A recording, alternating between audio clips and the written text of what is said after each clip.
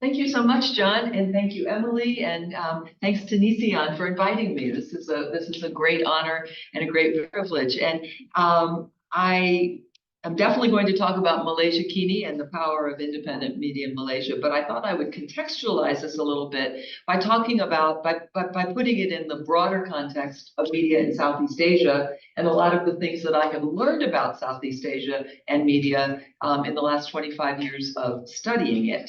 So I thought I would start with, moving forward. No, the slides are not moving forward. Yep, hold on one second. Okay, now try. All right, Princess Diana. I became, as John alluded to, my PhD is actually in U.S. history, and I wrote a book on the New York Sun back in graduate school. In 1997 to 98, I got a Fulbright to Indonesia, the University of Indonesia, which completely changed my life. So on August 31st, 1997, I flew out of BWI Airport on a circuitous route through Minneapolis and Singapore and ended up in Jakarta. Well, that was also the day that Princess Diana died. So everywhere I go, Princess Diana, Minneapolis, Princess Diana, we're hearing all about her.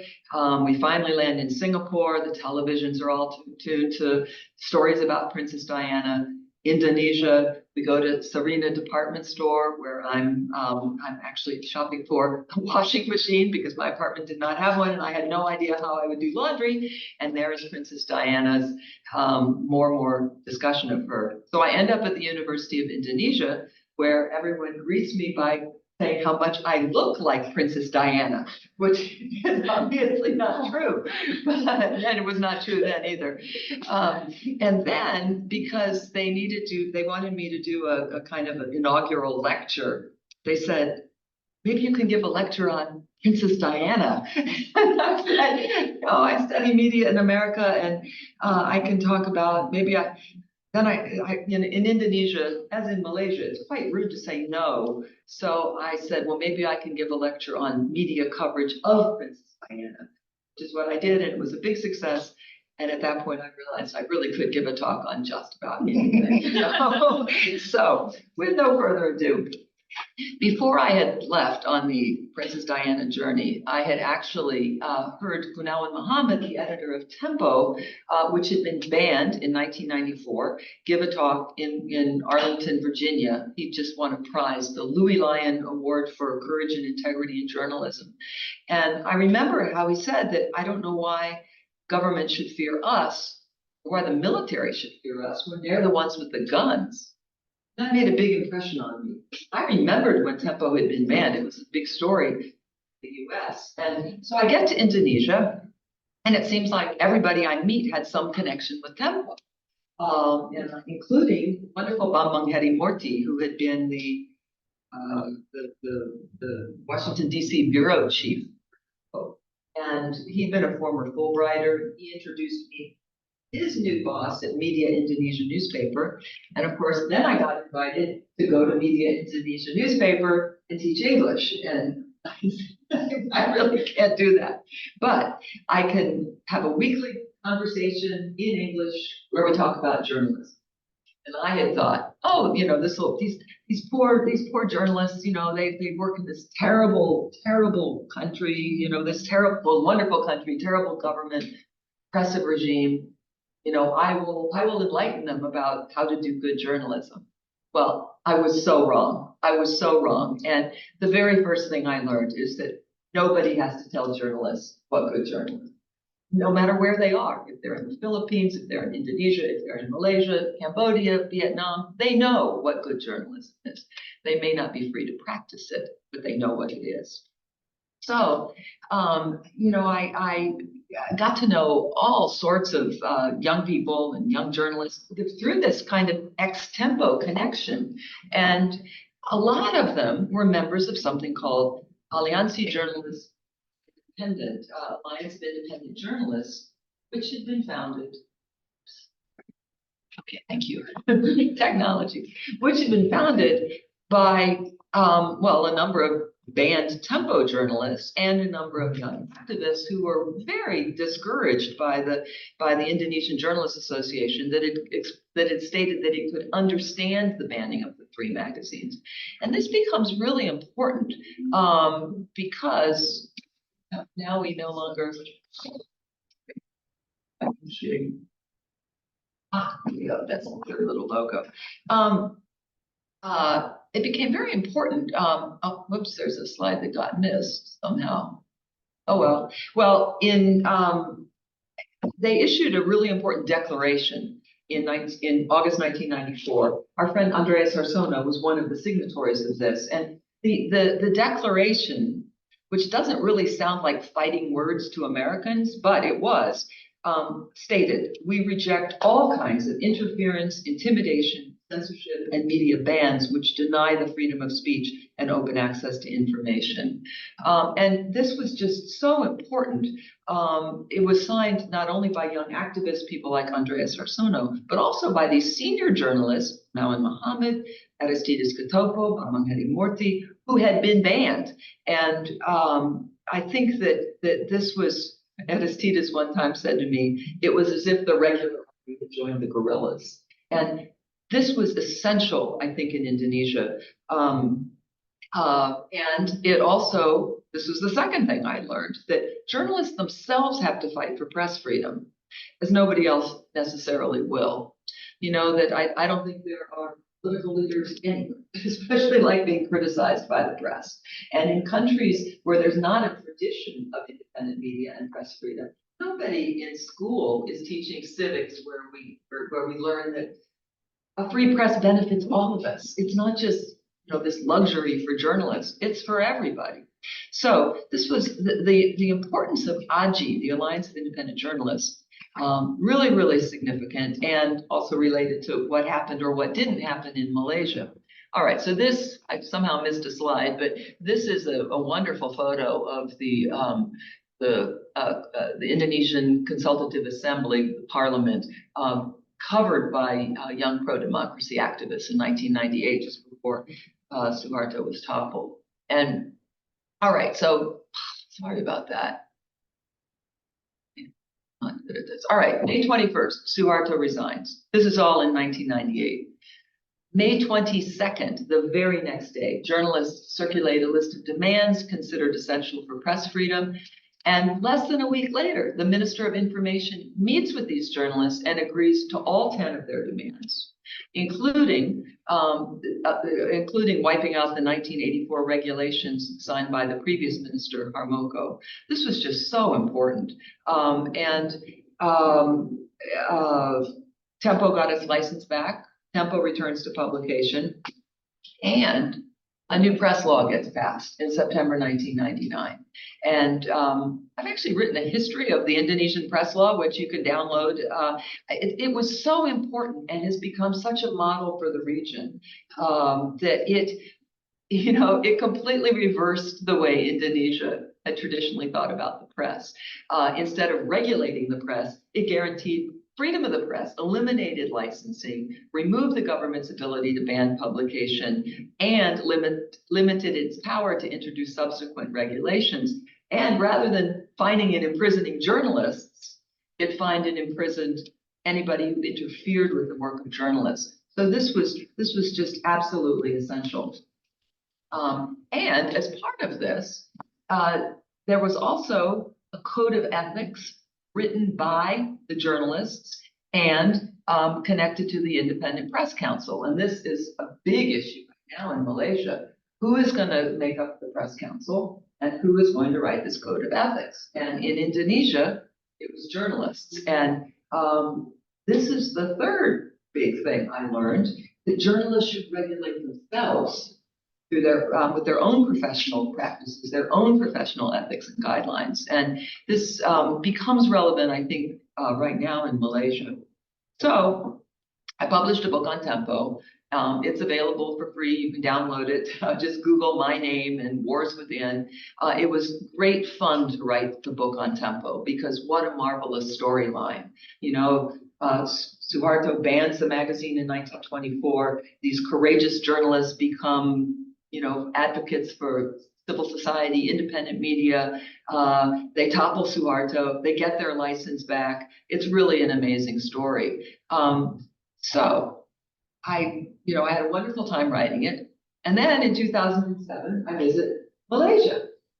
All right, so it's my first visit. I get invited by the U.S. Embassy in Kuala Lumpur, and I get sent to Star and the New Straits Times and a bunch of other universities that have journalism departments.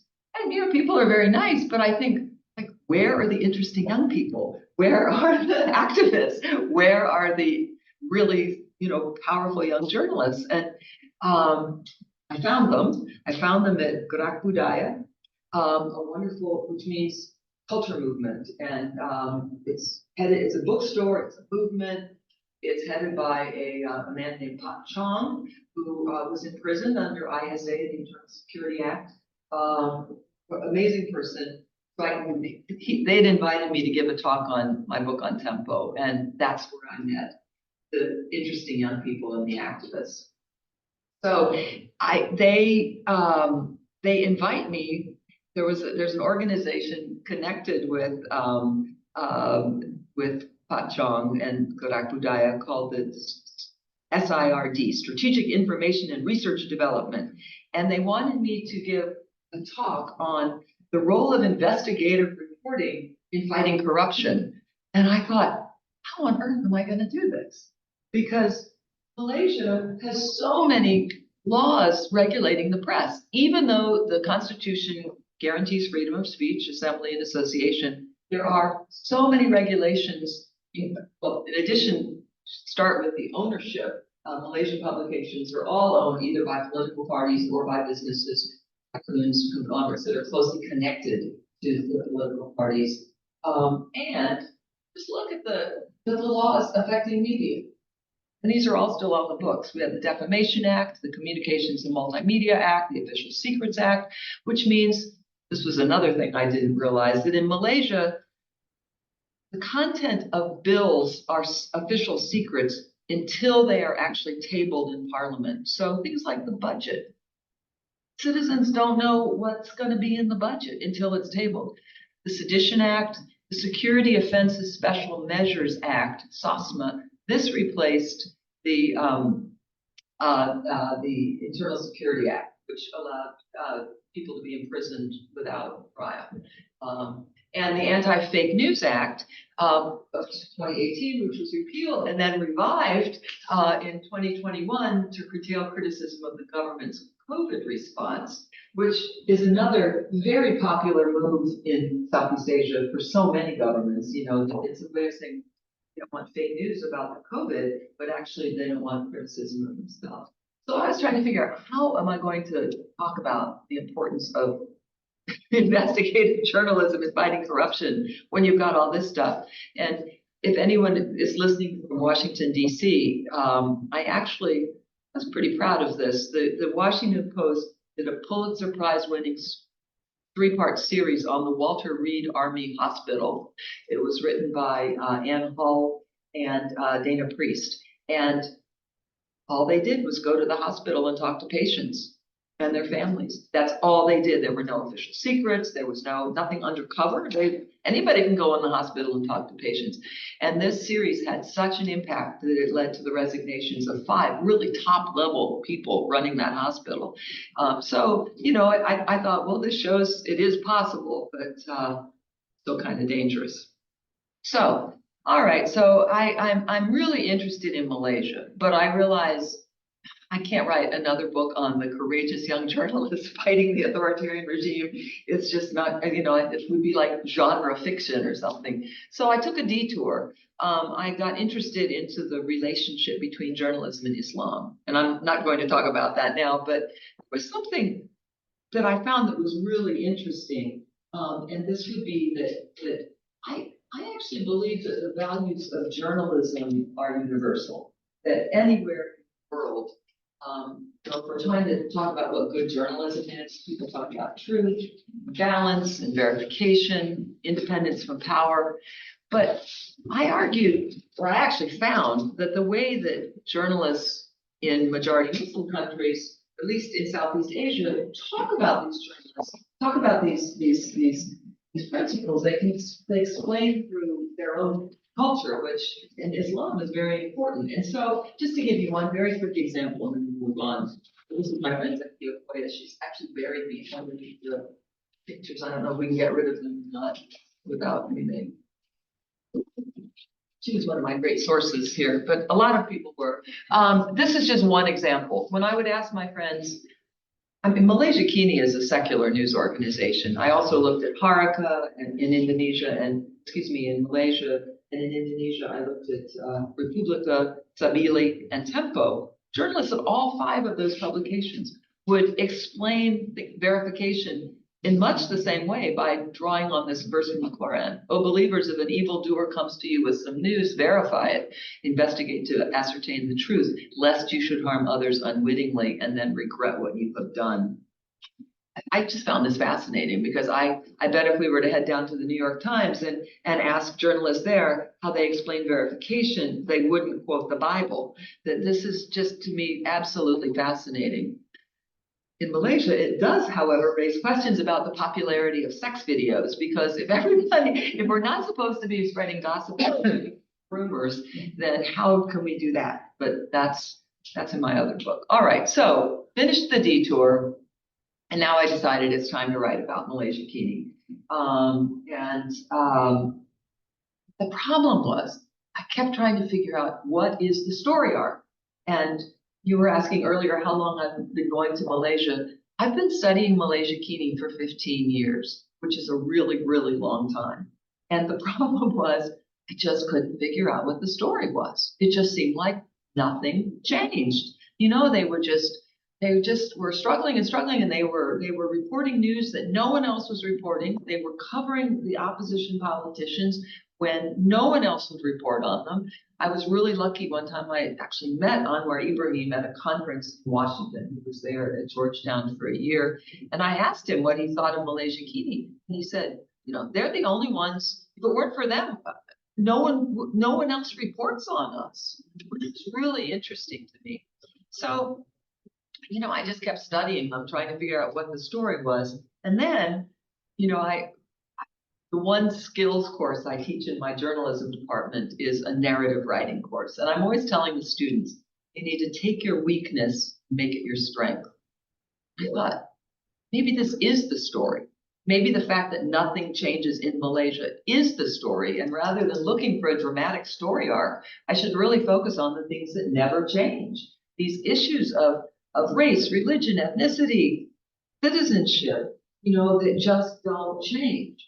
And with all due respect to my colleagues and friends who study politics in Malaysia, a lot of the work that's been written on Malaysia is pretty boring because it focuses on elections, and the elections never really seem to change anything, you know? And so you read this study about, well, this happened in 2008. Oh, okay, well, yes, it was an impressive victory, even though not really a victory, but still nothing really changes. So I decided, instead of focusing on politics, I would actually try to look at these intractable problems, what I see as intractable problems in Malaysia. So let me just quickly introduce you to Malaysiakini. This was their office in Bangsar, which I loved. It was right above the first coach bus service and very near the subway stop. And it had, I think, 3 phone lines, the editorial, and so often, you know, the chief editor would be answering the phone because there was only 3 phone lines. They had a security camera, and you had to be buzzed in the door, but it was, you know, a pretty, you know, a shoestring operation. This is Stephen Gan, one of the 2 founders. He is of Chinese descent. He was raised in a new village in Malaysia. Those of you who don't know, during the emergency, Second World War, the British government thought it would be a great idea to, because they were concerned about communist insurgents, to round up all Chinese Malaysians and put them inside these new villages, side fences. And the idea was to protect the non-communists, but it was really to keep, you know, to kind of squeeze out the communists so that no one would help them. And Stephen was raised in a new village, which I think is very interesting. His father, bus driver, a small-time rubber capper, they had a small stake of rubber trees.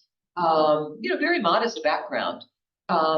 His partner in establishing Malaysiakini, Ramesh Chandran, Indian Malaysian. He grew up in Petaling Jaya in Pujay, and a nice solid middle class family. His father, I believe, was radiographer involved in radiology. He had a government contract which he lost in the early 80s because part of giving contracts to Bumiputra, to Malays rather than Indian Malaysians. Family lost their house, the car. It was quite traumatic. And so Stephen and Prem meet in Australia, and they were both involved in a student organization called the Network of Overseas Student Collectives in Australia. And a whole bunch of people who became really important Malaysian activists also studied in Malaysia and were part of this group. Elizabeth Wong, Tian Chua, just two of the probably most famous ones who then became parliamentarians and really important political figures. Well, what I think it's not accidental that a young Chinese Malaysian, a young Indian Malaysian, both of whom have experienced considerable discrimination at home, meet overseas in Australia and really develop a vocabulary for explaining what's wrong with Malaysia, and also really kind of developing a plan for what to do about it. And Prem saved a lot of his records from his school days, and I'm so lucky I got to see all of these. And he had all these clippings and documents, and they would have all of these forums and meetings and talk about what to do in Malaysia, how to really change the country. And one key element was media, that they really needed to have independent media. Prem was a student during Operasi Lalam when several Malaysian publications were shut down and a bunch of people were arrested under the Internal Security Act. And so they had a student publication called the Dire Straits Times instead of the New Straits Times. So, they really developed this kind of vocabulary and way of thinking about what was wrong with Malaysia. So they go back to Malaysia with the hope of changing the country.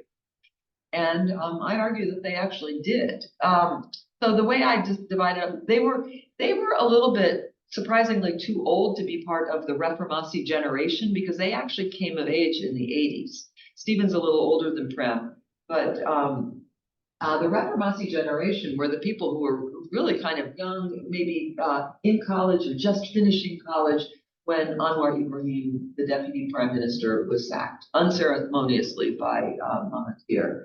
And this is a really famous photograph, which thanks to my friend Zakia Koya, I got permission to use with the local rate, and that was thanks to her. That's Tian Chua, one of their group from Nazca in Australia. He's one of a water cannon. So I have a chapter on the Reformasi generation and just how that shaped a lot of the young journalists who ended up working for Malaysiakini. Malaysiakini was established in 1999 and in November. And so there were a whole bunch of publications that sprang up in the wake of Reformasi. A lot of bloggers. This was the heyday of blogging in Malaysia. And at the time, nobody paid that much attention to Malaysiakini. It was just sort of like one of the other upstart publications. But they really were different, and they wanted to be an independent news portal. The early days, they read a lot like a newspaper online. The early days, they were really not utilizing all the capabilities of the web to do a lot of bells and whistles. They do that now, but they were basically a newspaper online, but they were independent. And I argued in an article I wrote a long time ago that what made them so dangerous was just that they practiced good journalism.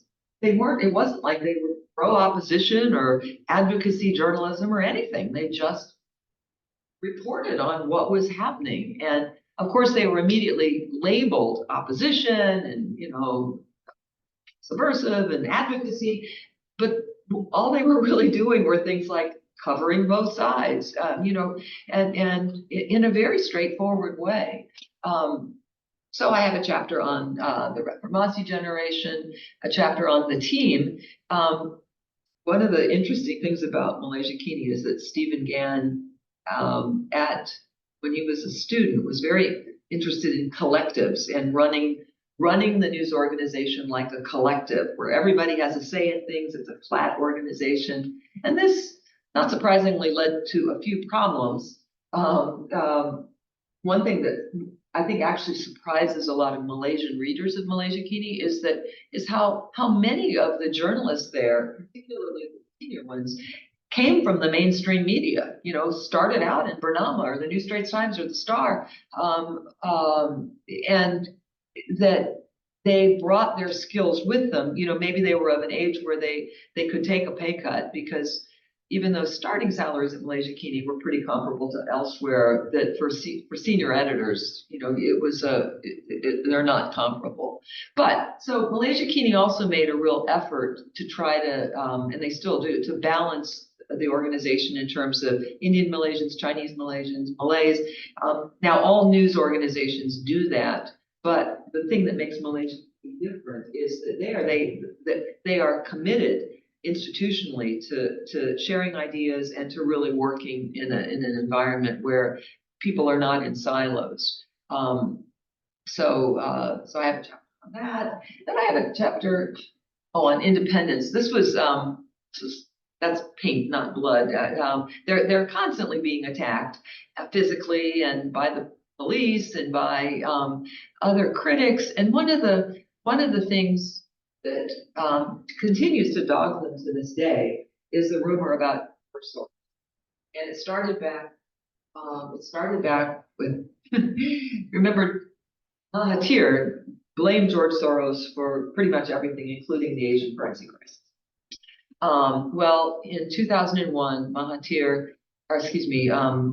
Soros did an interview with the Far Eastern Economic Review in which he bragged about how he'd funded independent news all over Southeast Asia, including in Malaysia, Malaysiakini.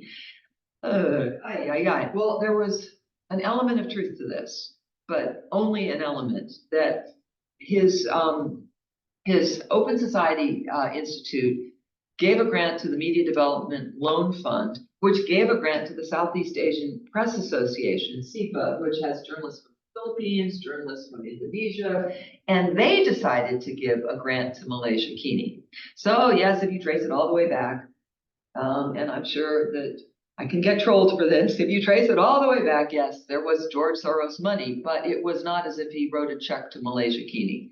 But to this day, this rumor is still out there. Malaysiakini, if you look at Malaysiakini, they have in the About Malaysiakini page, they actually have a whole section on their funding and who they do get grants from different organizations, but no grant is more, the organizations have to be committed to press freedom, have a demonstrable commitment to press freedom. They don't get to control the content in any way whatsoever. And Malaysiakini gets the bulk of its funding from advertising, and even more interestingly, from subscribers. In 2002, they instituted a paywall. And at that time, in the world, there was only one other news organization that had a successful paywall, and that was the Wall Street Journal, which is, really amazing when you think about it, this little organization. And the way they got people to subscribe was because at that point, a lot of places in Southeast Asia, the internet is not really safe for electronic transactions. So Prem, brilliant, he developed these scratch cards that you would buy like at the, I forget the name of like the 7-Eleven equivalent in Malaysia. But you'd buy a card, you'd scratch off a code, and then that code would be your subscription. So they well worked, and it was really quite amazing. They also have an investor, the Media Development Investment Fund, previously the Media Development Loan Fund, which owns 29% of them. And that's another story, but They are financially independent. They are not dependent on a political party. They survive on advertising and subscriptions. So I had a chapter on that. Then I have a chapter on citizenship. Back in the 2009, 2010, the ICFJ got a grant from the U.S. Department of State to develop a citizen journalism program at Malaysiakini. And these are two of the well-known citizen journalists. And the idea was to actually the name of the project was promoting, I think it was promoting racial and religious tolerance. Well, that's a great idea, but give a bunch of Malaysians flip phones and say, teach them some basics of journalism and say, go make some videos that promote racial and religious tolerance. Well, that didn't really happen. Instead, all of the CJs went out and documented things like parks that were a mess that nobody had cleaned up, or Jimmy Lowe, the CJ on the right, he actually documented how these trawlers were coming into Malaysian waters and stealing all the fish that were supposed to go, that was in waters that were territorially Malaysian. And so he documented all this. So the thing that I found, I was hired to do the monitoring and evaluation of this project for the International Center for Journalists, ICFJ, was that no, it didn't really promote racial and religious tolerance. It did something more interesting, that it made these ordinary Malaysians, mostly Chinese Malaysians, Indian Malaysians, feel like citizens. And that's what they talked about, that we can change things, the sense of having a stake in society and the ability to change things. So I thought this was just a fascinating thing that they did. Also is why I'm good at doing monitoring and evaluation, because sometimes it turns out that the project actually has outcomes that may have been unanticipated, but might even be more powerful than the intended ones. My chapter on race focuses on the May 13th race riot, May 13, 1969. This is free to look at even if you don't have a subscription to Malaysiakini, and I would strongly urge you to Google Malaysiakini and the words May 13th, never again, and you can see this marvelous interactive feature done by Steele Kam and Idila Razak. It's really incredible, and it was so controversial because even today, Malaysians refer to May 13th. The word they almost always use is the ghost of May 13th, specter of May 13th. And the idea is that if the Chinese parties, Chinese-dominated parties, the DAP, win too much in the election, there's going to be a bloodbath, because that's sort of what happened in 1969. That the DAP did unexpectedly well in the general election, and it led to this really big race riot that resulted in somewhere between 400 and a couple thousand casualties, and that's never been really agreed upon, the number of casualties. I really urge you to look at this because it's a wonderful, wonderful story document. So anyway, that's how I looked at race. Religion, I have a chapter on, I'm interested in journalism and religion, but I decided rather than focus so much on Islam, I would look at how Malaysiakini tries really hard, because it's so sensitive. This is the most sensitive issue to write about religion. How do you do it without getting banned? Well, this was the time when they actually got in trouble. This was, where did this happen? I think it was 2010, 2009. This was in Shah Alam. A majority Muslim neighborhood was really angry when there was an effort to build a new Hindu temple. And so Friday after prayers, a group of residents took a cow head, or slaughtered a cow, somehow got a cow head and stomped on it and trampled it, to try to prevent the Hindu temple from being built in their neighborhood. Now, this is obviously a demonstration of racial intolerance, and this is the kind of thing that is illegal in Malaysia. Malaysiakini did a story on it and had a video. Well, guess who gets in trouble? Malaysiakini. not the people who were stomping on the cowhead, because the story like offended the sensibilities of the Malays who, it was just a complete nightmare there. Malaysiakini had visits from the Malaysian Communication and Multimedia Commission. You know, this was just really, the video, you can still see the video. It's not on Malaysiakini, but it's on YouTube if you're interested. It's a very nice video. But this is the kind of thing they had and still have to navigate. You have to be extremely careful writing about religion in Malaysia. It's just, you know, it's just, it's a pretty bad situation. All right. Next, I do have a chapter on politics. I did not ignore this completely. I sort of look quickly at each election. None of us. This is from the Bursi rallies. Bursi, it's a coalition for free and fair elections. And for a while, you weren't allowed to wear the color yellow because that was the color of Bursi. Malaysiakini, of course, reported on all of this. There's been a lot of interesting recent scholarship on the importance of social media. But we have to remember that when Malaysiakini was established in 1999, there was no Facebook, there was no WhatsApp, that social media, there wasn't any such thing. There were bloggers, but Malaysiakini provided this forum where people could comment on stories.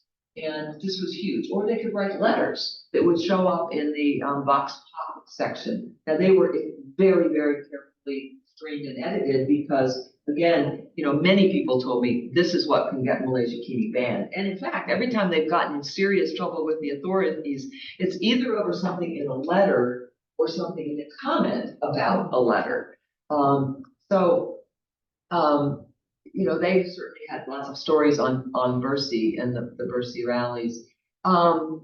So here we are in 2018, the 14th general election, when, you know, for the first time, Barisan Nasional is toppled, and a coalition led by Mahathir, who has returned, and his kind of at that time pop-up party Bersatu.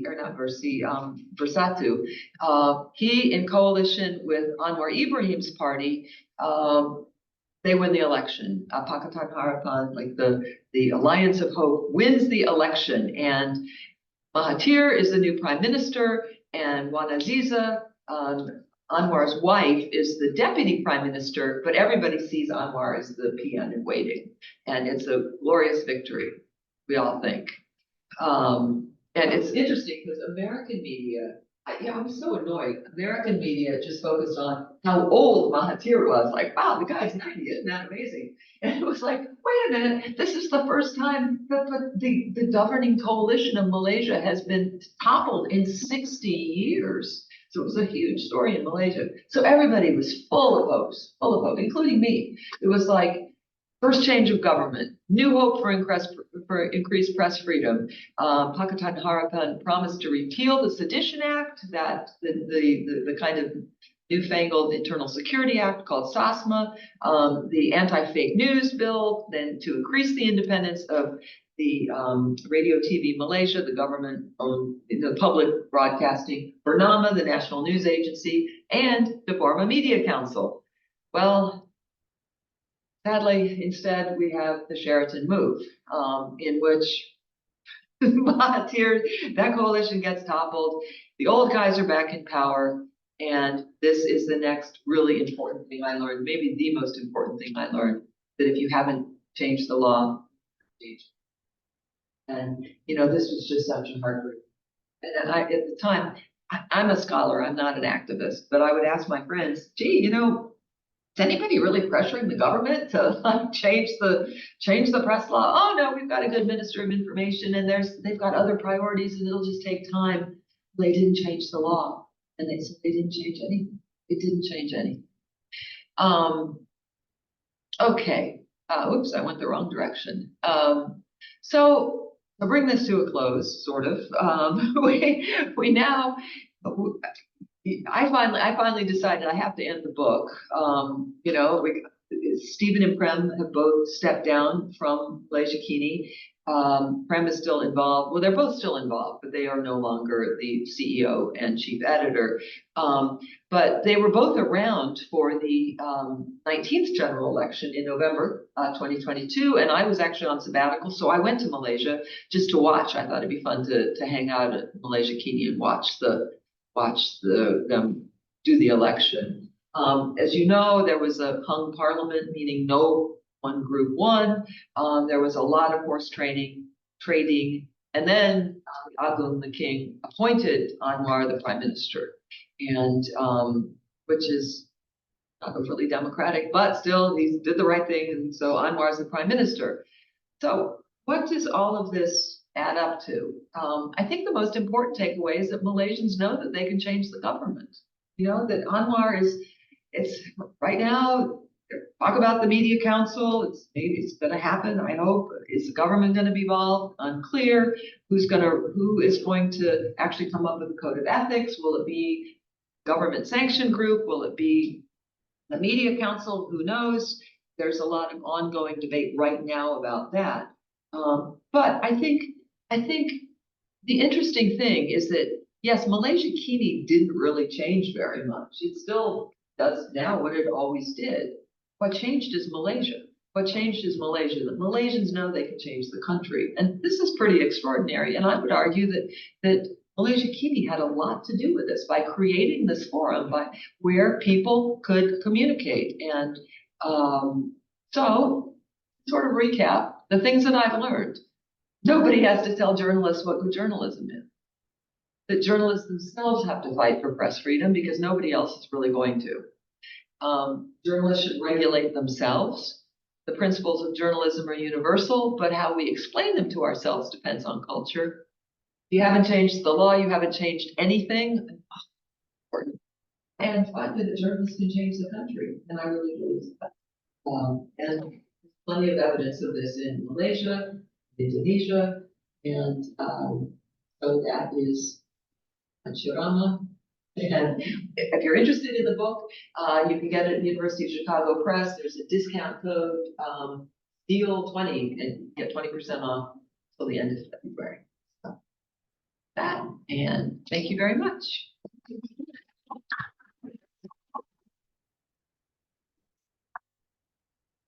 Great. So we would like to, folks are welcome to post questions in the Q&A box. And Emily, why don't you share? First questions from Steele. Long. They ask, can you speak to the role played by Malaysiakini in exposing the 1MD? Okay, yes, this was the huge corruption scandal where I don't want to say anything seditious, but money was siphoned off basically to promote the interests of the then prime minister and his party in UMNO in winning the 13th general election. And Malaysiakini did not do any independent reporting on this. They were not investigating. They were not writing investigations. A lot of what they published a lot of stuff on it, but what they published had been investigations by other people. Malaysiakini is a very small operation. They don't have investigators all over the place, but they would publish the Sarawak report. They would publish the findings of the Sarawak report. They would publish findings from the Wall Street Journal, which was doing amazing reporting. So they were sharing information and doing stories. This is where they use. They would process stories that would come from elsewhere, but they weren't doing independent investigations on this. However, they were certainly reporting on everything that happened, which you were not getting if you were reading the Star or the New Straits Times. So even though they were not doing their own investigations by publicizing the findings of other investigations, they were actually disseminating the information. I think our Malaysian friends here will certainly recognize that really prior to 2018, mainstream media and the newspapers were really thick because they were full of ads but there was no news in them. It was just sort of like, this is what the wonderful things that the government is bringing you. And there was very little real news. One of the ways in which Malaysiakini has changed the country, I think, is that after 2018, suddenly other news organizations had to start publishing stuff. They had to do real stories. So actually now Malaysian journalism is pretty interesting. So in some ways that means Malaysiakini is a little bit of a victim of its own success, that by changing the country, by opening up the press, that means they have much more competition from bigger news organizations with heftier budgets. But to answer the specific question, they were really important in publicizing the results of other people's investigations, but they weren't doing them. Another question, chat, this is from can you comment on the business model of Kini versus those of online and other Southeast Asian countries? I wonder how, say, the UK-based Sarawak report is funded. I don't know the answer to that. I don't know how the Sarawak report is funded. My research was really a newsroom ethnography. I spent a lot of time watching Malaysiakini and seeing how they did their job. And I was really interested in how they navigated all of these really sensitive issues. That's the thing that I found really interesting. So I think in terms of other Malaysian online news publications, the funding, the support is always quite shadowy. We don't really know. There are always rumors of who actually is funding other online publications. And sometimes they do very well, but we don't really know. And, there is a grand tradition in Malaysia of politicians giving financial support to publications that will report on them favorably. And, it's almost a parlor game to try to figure out, who's really behind what publication. So Sarawak report, I don't know how that's funded. This next question is kind of similar, but more specific to Okay. Malaysia. So this person's curious, how do other media in Malaysia regard Malaysiakini? Is it considered fringe or alternative media, or has it become part of the mainstream? That's a great question. I think hard for me to answer that. It has become much more part of the mainstream. And one of the ways I know this was probably about 10 years ago. I was invited by UTAR, the university that is owned by the Malaysian Chinese Association, the political party, to do an internal evaluation of their journalism program. At that time, students from UTAR were not allowed to get have an internship at Malaysiakini, just considered too fringy, or too subversive, or advocacy, or too opposition. But now, all the universities send their young people to Malaysiakini for internships. So it has become more mainstream in that regard. I think it has. I think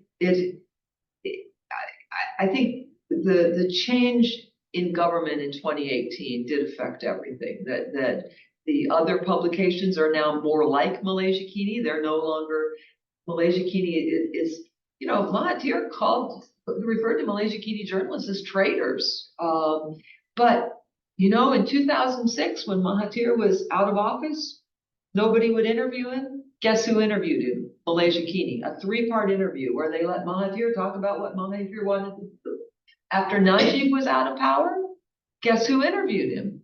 Malaysiakini, 2018. And it was really just astonishing. So I think that they've really demonstrated that they are not opposition media. They want to report on everybody. But in a country in which media is controlled, this was the same in Indonesia under Suharto. Anybody who's just doing good journalism looks like they're doing advocacy journalism. So I think, a lot of, again, the senior editors at Malaysiakini all came from the mainstream media. They all did.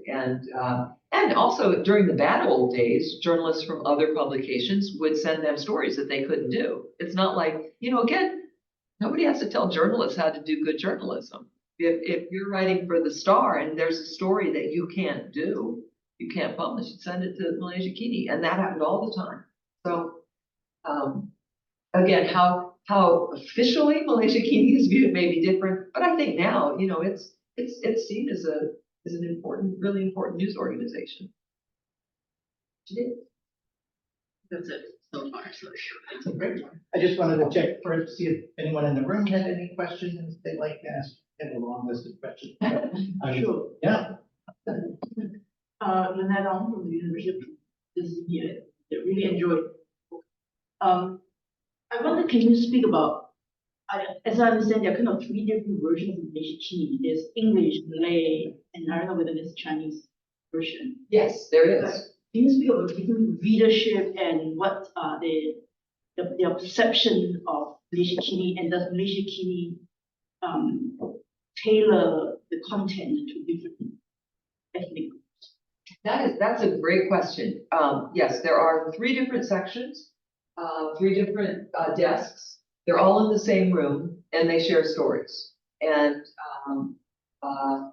probably kind of an open secret now, but I actually have been on their internal mailing and email list for years. So I follow what goes on. Now these days it's not as interesting because everybody uses WhatsApp. That's the new group where they all, but back in the day, I, could really find out about any kind of internal discussion of things. So yes, they translate the stories and they help translate. There's a lot of interaction between the three desks, and this is a hallmark of Malaysiakini. Now the English desk, the English section is behind the paywall. I believe the Chinese section is behind the paywall. The Bahasa Malaysia section is free. That's a decision that they did, which may have political implications.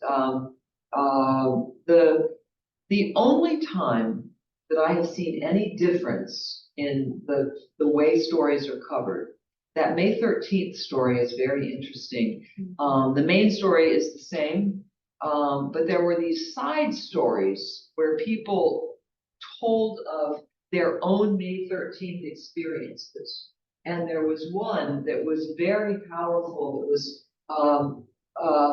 was in English by a Malay man who described killing of the Chinese coffee delivery boy. And then also the terror of a Chinese family that was in a car and they were going to be murdered, and he stopped it. And he said, I wouldn't want to quote what he said, but it was very powerful. That was not translated in Bahasa. And I asked about that, and the answer was each desk got to decide what to publish. And I think that, we've got to be realistic. Malaysiakini doesn't want to get banned. And that might have just been too, but it was there in English. If you can read English, you can read the story. But that special report, that May 13th special report was so powerful that there were a number of police reports about it. And the two editors, one a Chinese Malaysian, one Malay, got completely trolled. That I went through and I looked at the Facebook stuff, and people were just these horrible things. They called Steele a Bobby communist, a communist pig, and she got way more attacked, probably because she's Chinese Malaysian. So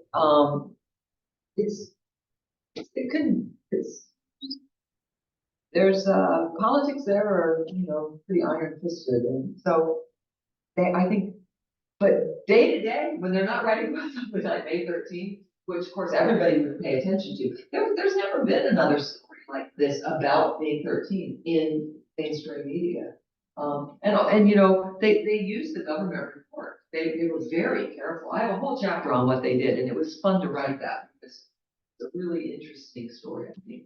But day to day, same stuff, and they pride themselves on that because that's part of. Stephen Gann has said to me explicitly that one of their goals was to create a publication that reflected the kind of Malaysia that they wanted to live in. That's one where, sure, race, religion, these are things that are there. These are realities, but that doesn't mean that you can't interact in a space of mutual respect. And, people aren't always going to agree on everything. But that doesn't mean you can't have a discussion about, even what to call the May 13th incident. That was controversial. should they call it an incident? Should they call it a riot? Should they call it a race riot? And they finally decided to call it, Stephen decided to call it a race riot, because that's what it was. But that was controversial. So, but they all discussed it in this kind of open forum. At that point, it was on the email, so I could actually read what they were all saying. Now they'd be WhatsApping each other about it.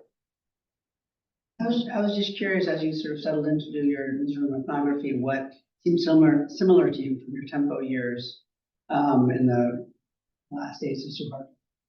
Oh, that's very interesting. Oh, that's interesting.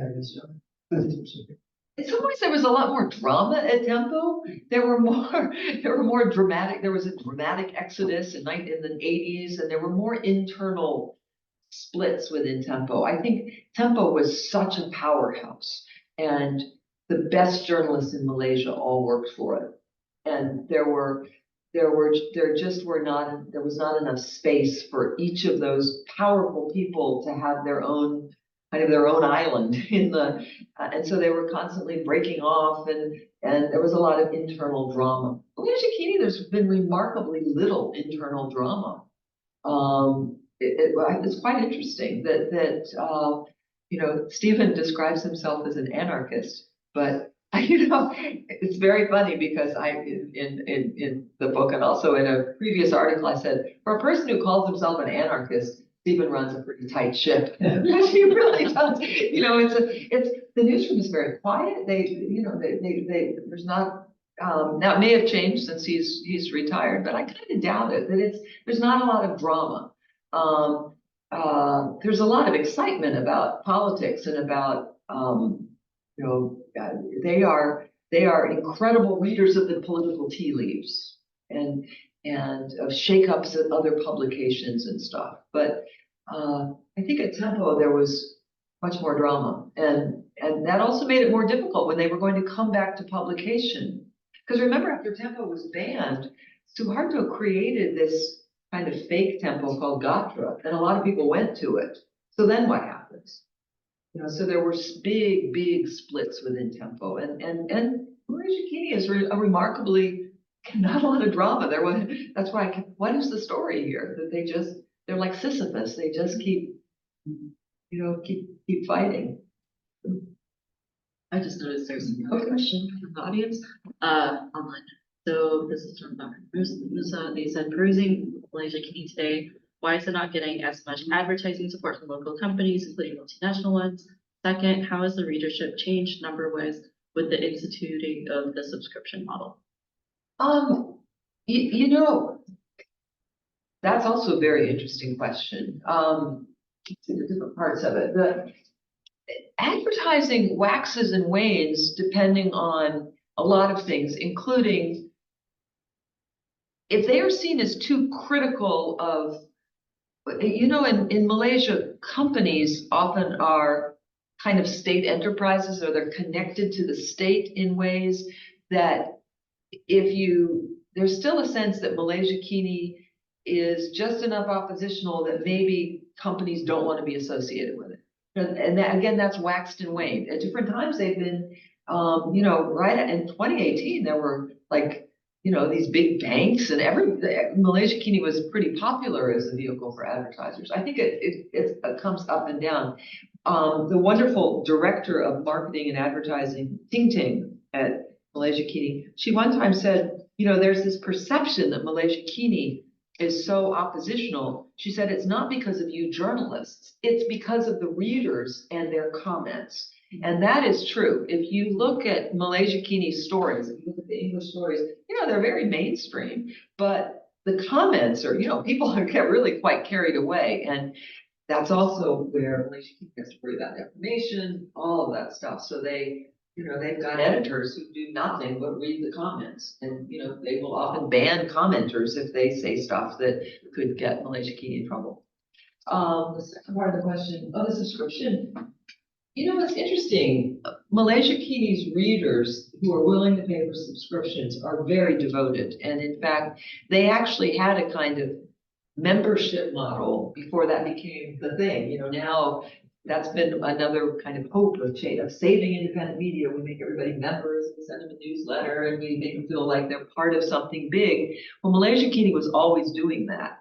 And, it's very interesting, just their 5th anniversary, a thousand people came in the pouring rain to celebrate here at Malaysiakini. The 20th anniversary was enormous, and I went to it, and it was quite fun. It was very glamorous. It was right after the 2018 election, so everybody was riding high, and it was quite amazing. But perhaps the most remarkable thing was their Buy a Brick campaign. When they moved to their new building, one way to get money was they appealed to their subscribers. You had to pay 1,000 ringgit, which was about, at the time, about $330 US. And I know because my name was on a brick. And then the bricks all would be on the wall in their canteen. And so it's fun. If you go to their canteen, which is an open restaurant, anybody can go, you can see all the people who bought a brick. And this Dr. Buchinitz, the founder of the Media Development Loan Fund, said only in Malaysia, and they're one of the funders of Malaysiakini, or investors,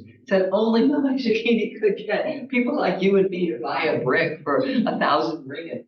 But so the subscribers are really devoted, and there are probably not enough of them. So it's a good cause. If you want to support independent media in Malaysia, subscribe to Malaysiakini. It's not very expensive to subscribe. And I think a lot of people actually do that even if they don't read it every day. It's just it's a good way of supporting independent journalism. Is there another one? No. So I'm wondering, unless any other questions in the audience? So I'm wondering if you could talk a little bit about kind of the strategy. Like, so how much of this was accident and how much of this was conscious strategy that explains, so now arguably Malaysiakini's moved, it's 25 years old this year, it's moving into middle age. And so how much of kind of this question of how do we walk this fine line between telling the truth, but maybe not doing investigative pieces? We're gonna report on other people's investigative work, and so claim that that's a newsworthy thing. We are just reporting the news. Right. We ourselves are not doing this. Right. Creating a platform for, which was it intentional by having a comment section and whatever? Was that an intentional thing, or it just accidentally became this arguably the greatest risk for their existence was the commenting kind of space? So was that kind of an element of a well thought out conscious strategy? Or I guess I can imagine, I think about the Philippines, like the first was the Philippine Center for Investigative Journalism, and they were going to do that. And that's a different model than the one that Rappler pursued, and so on and so forth. And so trying to think, and Malaysiakini was different than Tempo. And so trying to think of how much of this was just, an inspiration of anarchist business, right? And how much of it was just kind of total contingency? Yeah. And the background of my question to that is kind of how generalized, how replicable is this experience, and how much of this was the product of a particular set of people, a particular moment, in a particular context? One reason that in the book I devote really 2 chapters to kind of pre-Malaysiakini, to what happened when Stephen and Prem were students in Australia, is I think they really developed a strategy then, and quite consciously, which is remarkable.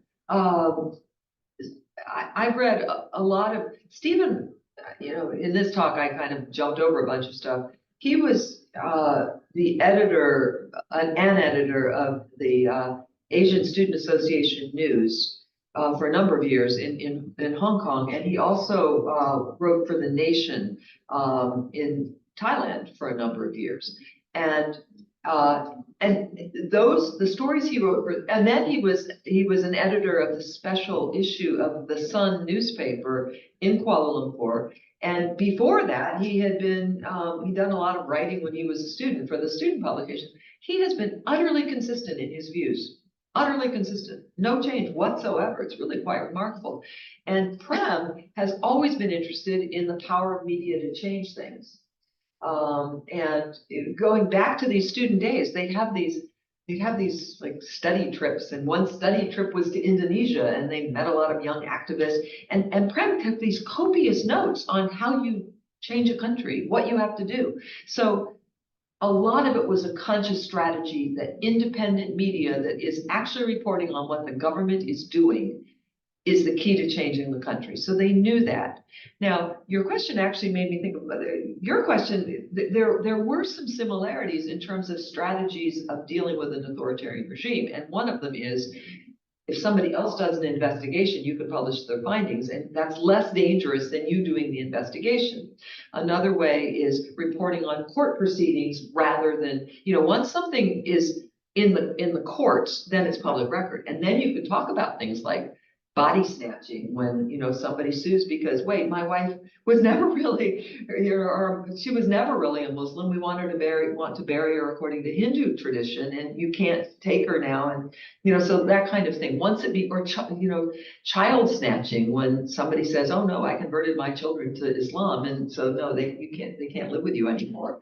All of that stuff, once it's a court case, you can write about it. So some of it was very similar ways of dealing with authoritarian regimes. I think the Philippines has been really lucky because they have had these institutions in place that have protected independent media. I mean, there's a Center for Independent Journalism in Malaysia, which is very good, but they're not, Stephen did a huge investigation for the Sun this was back in the 1990s.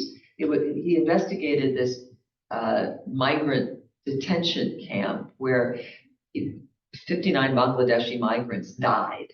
And he did an incredible investigation for the Sun, which they wouldn't publish.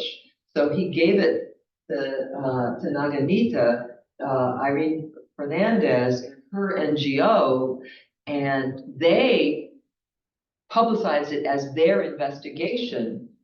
And then the Sun could do a story about that investigation, which was actually the Sun's own investigation. And Stephen was in this weird situation of writing a story about his own investigation. But that's why investigative reporting is just impossible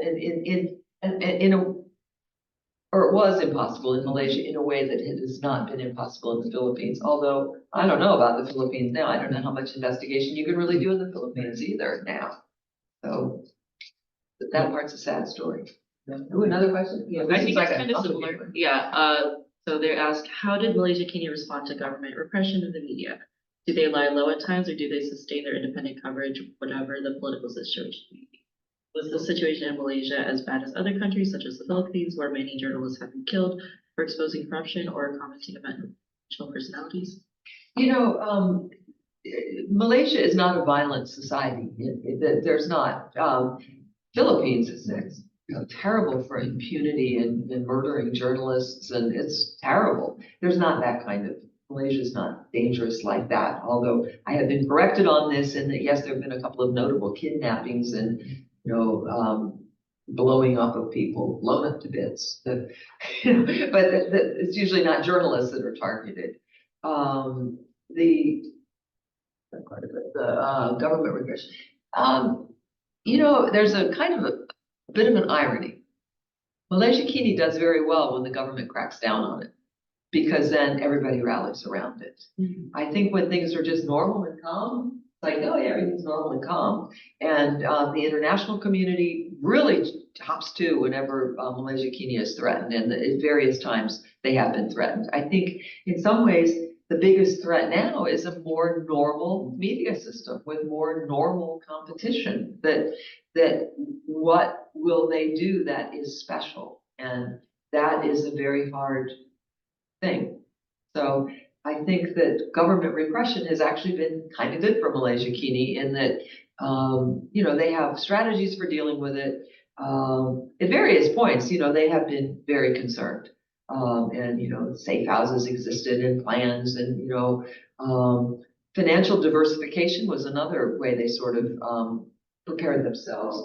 That the company that owns the building they are in is different from the company that owns them. They're all the same company, but they've set it up so that if Malaysiakini is shut down, that the government can't seize its building or something. So stuff like that. So there are strategies, but I actually think that the biggest threat to them as a news organization is kind of everybody else becomes more normal, which is what they wanted. So that's a little bit of the kind of sad irony. I'm wondering if you could talk a little bit about, so is there kind of a mafia of Malaysiakini alums? Like is part of what's happened in the media that other organizations have started to mimic? Or is because students could start doing internships there and kind of, be socialized in the culture and they've colonized these other operations? I think that's a great question, and I think that yes, that has happened. That I'm a professor of journalism, even though that's not my background. But I have often observed that Malaysiakini is the best school of journalism in Malaysia. That the universities, it's funny. Same in Indonesia. Universities are among the last to experience Reformasi. They still haven't. The old guard is still in power, and and they haven't really changed journalism programs either, where doing journalism is rewriting press releases, which is not journalism, that's rewriting press releases. So Malaysiakini has offered this opportunity for young people, and it's for a long time there was not a really obvious career path at Malaysiakini. Because the editors were in place and the sub-editors were in place, and so if you're a really good reporter, where are you going? There's not really any place for you to move other than out. And so some of their alumni, many of their alumni, have very good positions in other publications, and I think they have had a very positive effect. And even for people who are not journalists any longer, they certainly learned about the importance of independent media. And again, we have to remember that this is a country where nobody was saying this. That here in the U.S., I don't know if we still have high school civics or if anybody is still teaching about why the First Amendment is important. And it's important for all of us, not just for journalists. That it's important that all of us benefit from freedom of expression. And nobody was saying that in Malaysia, but Malaysiakini journalists, even if they work for businesses, they all know that. And former editors have all sorts of interesting jobs, working for state governments here and there, doing stuff. And I think they've had a big influence. Very good question. So one of the themes you started off like talking about regional themes and Right. dynamics, and one of the clear themes regionally has been the rise of misinformation and Right. disinformation. And I'm curious to what extent the Malaysia political environment is similar to or different than Indonesia, the Philippines, Myanmar, Thailand have been focused on as arenas for this. And how since Malaysiakini was born before really the dawn of the social Right. media age, how have they adapted to kind of the age of social media? I should probably start with a caveat that I'm not somebody who studies social media, and I don't study disinformation. That's maybe for a younger generation of scholars. So I'm kind of interested in more in mainstream journalism, and ironically, Tempo Malaysiakini is mainstream, even in terms of what they do, in terms of their professionalism. They have a social, they're on WhatsApp, they've got Facebook pages, they've got Instagram, they've got all that stuff. I think that they are a little more old school in their orientation. And now, yes, there's been disinformation certainly around elections. I'm not sure to the extent of the disinformation in Indonesia, not around, ironically, this recent election was not full of disinformation. It was just full of bizarre TikTok videos that nobody needed to have disinformation because the information on TikTok videos, dancing, cuddling grandpa was enough for Provo to win. There was, I checked with Andreas, I said, was disinformation a big thing, excuse me, in Indonesia? He said, no, not really. I think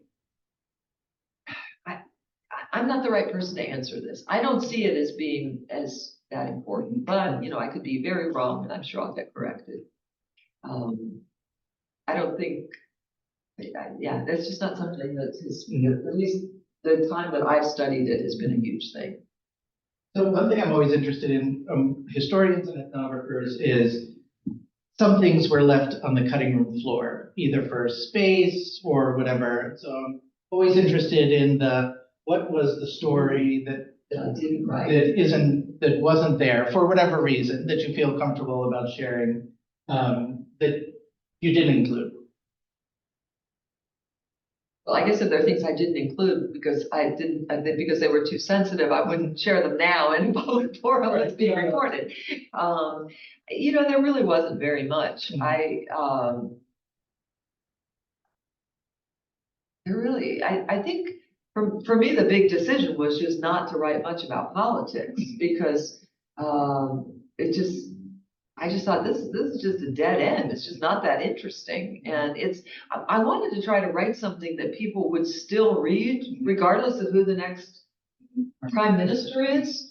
And a lot of scholarship about Malaysia is irrelevant after the PM is gone. It's just, oh, well, we don't have to worry about that anymore because we've got a new crowd. And so I wanted to try to write about things that would be enduring, sadly would be enduring. Some of the things that I worried about putting in was, the funny thing, I don't know if any of our friends from Malaysiakini are listening, but the thing about doing ethnography for 15 years, I have a lot of notes, I have a lot of transcripts. And let's say I've been interviewing you for 15 years. You might have told me things 15 years ago that then you kind of thought, why did I ever tell her that? Right. And Stephen did comment to me. He said, we were very frank with you, weren't we?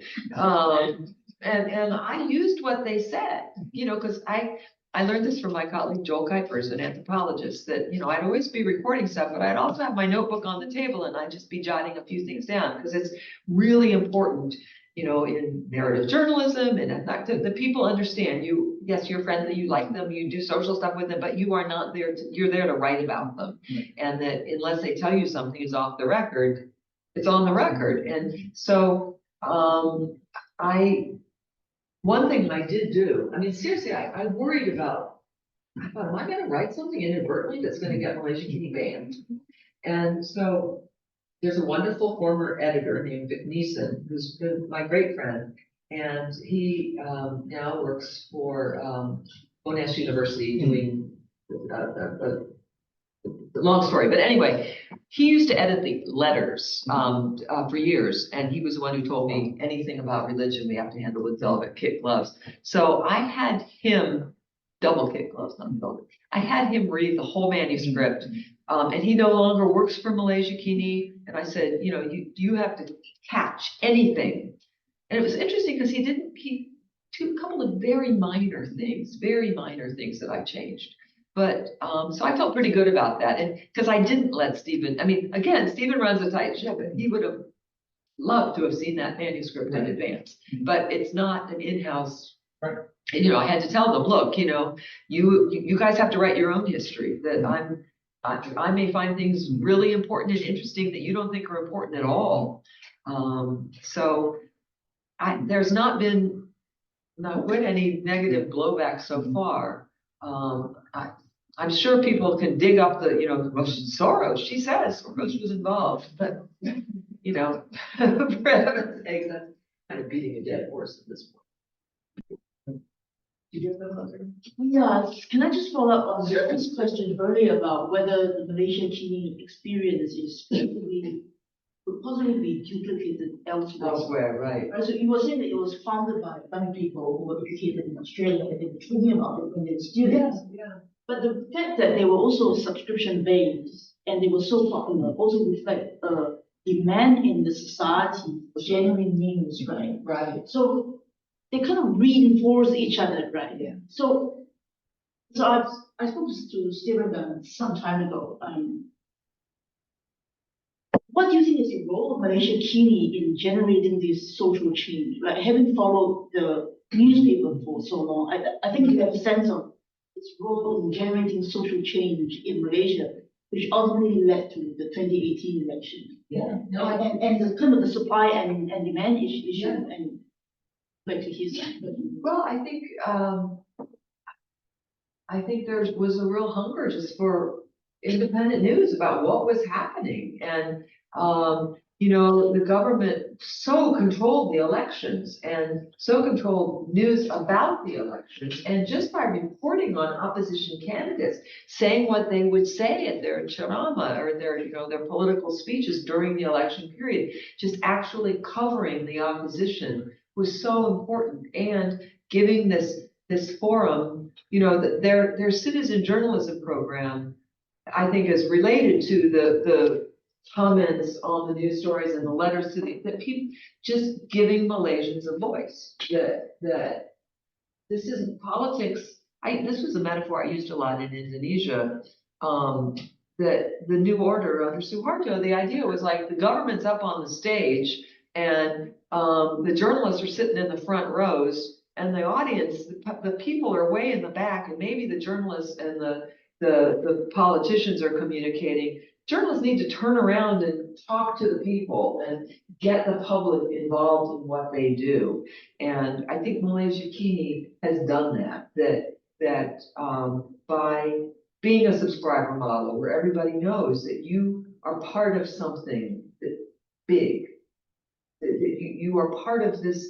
You are, maybe you're not an activist yourself. Tian Chua used to say that just coming to a demonstration, that's a huge political act. A lot of people who never don't think of themselves as being political, by just going to a demonstration. Well, I think by reading Malaysiakini and by following news and being educated that helped change things. I mean, I wish I knew how it could be replicated. It may have been somewhat serendipitous that this happened, this particular moment.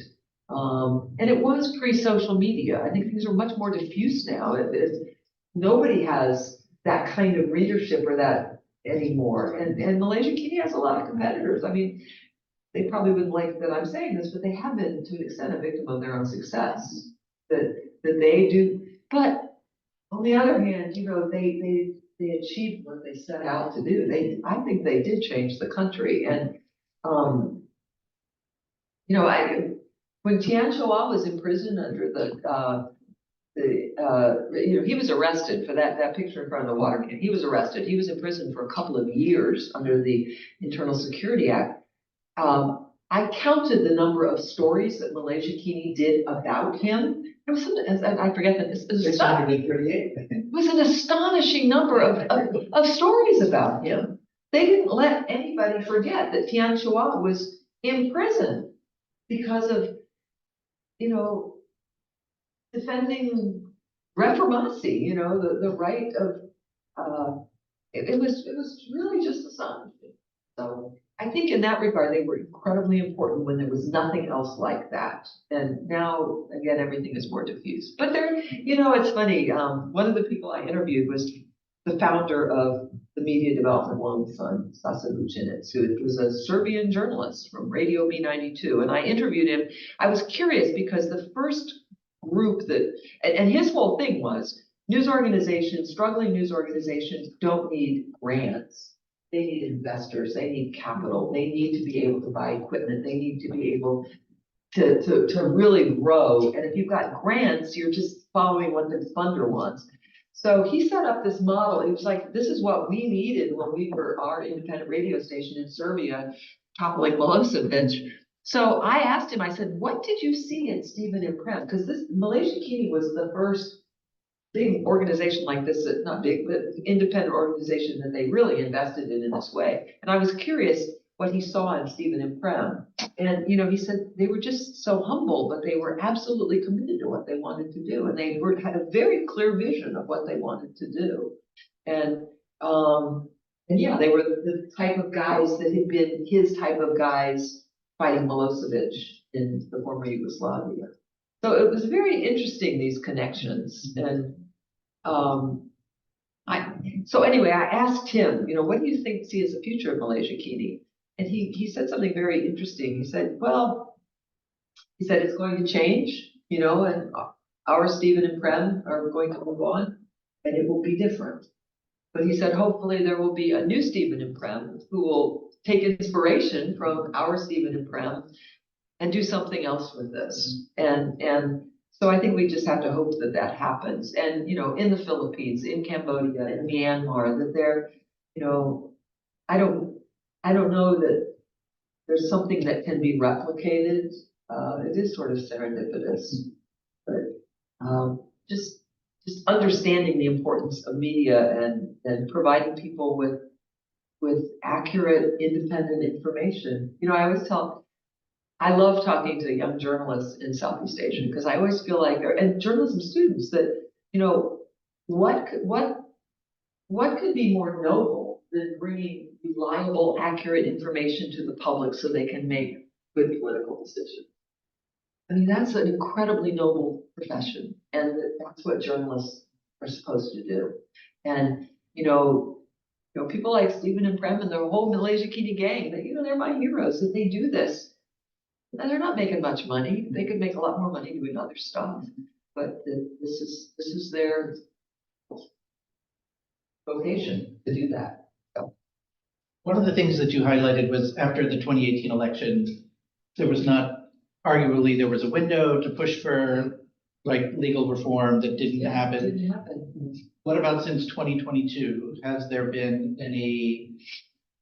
Well, remember how I said that there's no politician that likes to be criticized?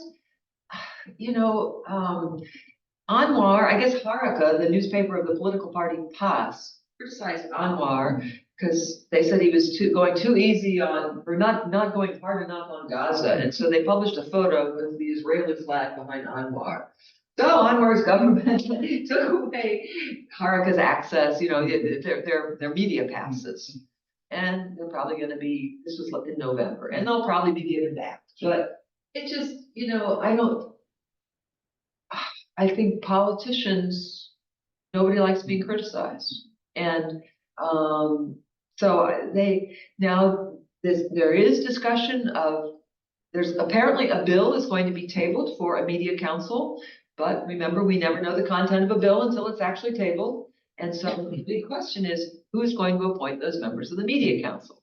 Is it going to be the government? Is it going to be journalists? And again, I'm always to my Malaysian friends saying, hey, pay attention to Indonesia. In Indonesia, 9-member council, 3 members from the Journalists Association, 3 members from the Owners Association, and 3 members from civil society. Nobody from the government, nobody. Even in Timor-Leste, which had been kind of imitating the Indonesian model, well, they've got government appointees. So I just worry about the Malaysian model. Is the parliament really going to just completely cede control of this to journalists and publishers themselves? Of course, publishers are connected to the government, so they could get around it that way. But, I worry about this. So there's,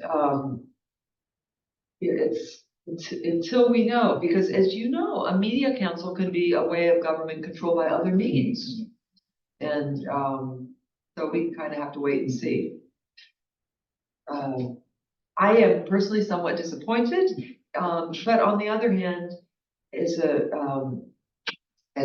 very wise friend of mine pointed out, that maybe the expectations for Pakatan Harapan, the Mahathir Anwar coalition were just wildly unrealistic. That maybe this government, because its partner is UMNO, maybe that more steady reform will take place now. So I hope so. Did you have? Yeah, sure. Just wondering, if there were more Malaysiakinis, back then, then do you think they would have changed the trajectory of the press freedom in Malaysia, or the government control was so tight that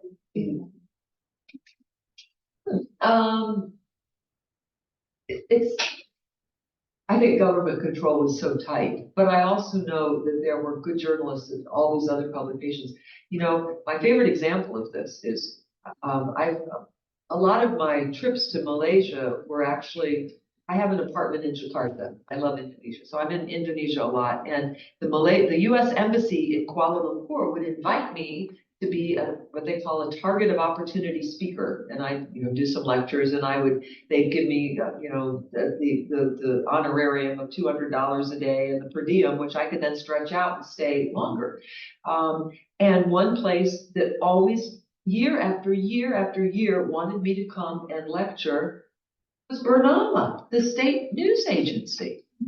And I don't make a secret ever of what I believe, ever. So they invited me to come and talk to their young journalists. So that meant that even at the national news agency, Bernama, there were people who felt like it's really important to remind journalists of what their job is and to inspire them. And one of the often afterwards, young people come to me and say, well, how can we do this in this government that's in this society that's so controlled? And I would always say, well, maybe you don't want to cover national politics. Maybe you want to write stories about education or health or the environment or water pollution or just traffic, why it's so difficult. Why at the University of Malaya, there's no overpass for students from the subway stop. You get off the LRT and have to run across the highway. Why? Write about that stuff, because that's not an official secret. That's not going to get you banned. These are really important issues to the public. And so, I think we have to remember that the mainstream media wasn't monolithic either, that people didn't want to lose their jobs, but they're good people in all those publications. So, yeah, it's a really interesting place. It's a wonderful country, and there are a lot of great journalists there. So Janet, thank you so much for a lovely presentation.